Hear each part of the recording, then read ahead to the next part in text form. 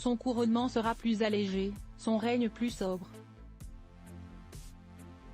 Le 6 mai prochain, Charles III montera sur le trône d'Angleterre lors d'une cérémonie religieuse retransmise en direct à la télévision dans le monde entier.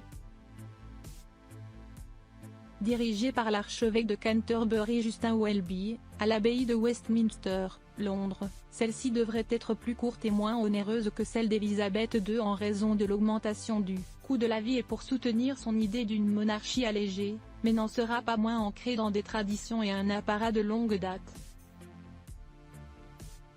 En 1953, le couronnement de la souveraine, décédée le 8 septembre 2022, avait coûté 1,57 million de livres, soit 46 millions de livres aujourd'hui, 52,7 millions d'euros, rapporte Capital, ce mercredi 12 octobre. Une somme revue à la baisse par Charles III, partisan d'une monarchie plus rationnelle souhaitant honorer l'héritage de sa mère, en prenant soin de ce que les gens vivent au quotidien. Conscient du quotidien difficile des Anglais et que son couronnement sera en partie financé par les fonds publics, il aimerait une cérémonie dans le respect des traditions ancestrales reflétant la place de la monarchie dans le monde moderne. Charles III réduit la liste des invités pour son couronnement.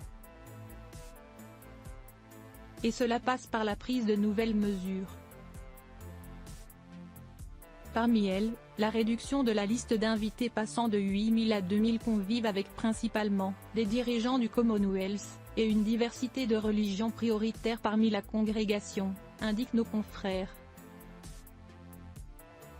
Leur code vestimentaire sera revu à la baisse, passant de robes de cérémonie à des costumes de salon plus décontractés, indique The Sun, ce même jour. Le 6 mai prochain, Camilla Parker Bowles, la reine consort, se tiendra aux côtés du roi Charles III et sera, elle aussi, couronnée, tout comme la reine-mère l'avait été par le roi George VI en 1937 pouces. À Buckingham Palace, rien n'a été laissé au hasard.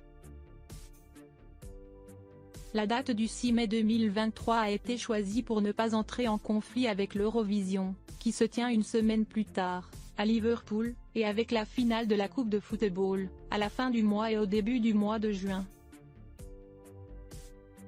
Mais aussi car les météorologues prévoient un temps agréable pour la cérémonie qui sera regardée à la télévision par des millions de personnes dans le monde. 3 jours de fête ont été annoncés. Des têtes couronnées seront-elles présentes? Si la liste des invités a été revue à la baisse, de nombreuses célébrités ainsi que des têtes couronnées devraient faire le déplacement. Mais une inconnue demeure. Si Albert de Monaco a sous-entendu dans le magazine People qu'il ne raterait pas cette cérémonie historique, il n'est néanmoins pas si certain qu'il soit présent. Il s'agit du couronnement d'un chef d'État et la présence d'un autre chef d'État à la cérémonie est plutôt déconseillée, affirme un expert.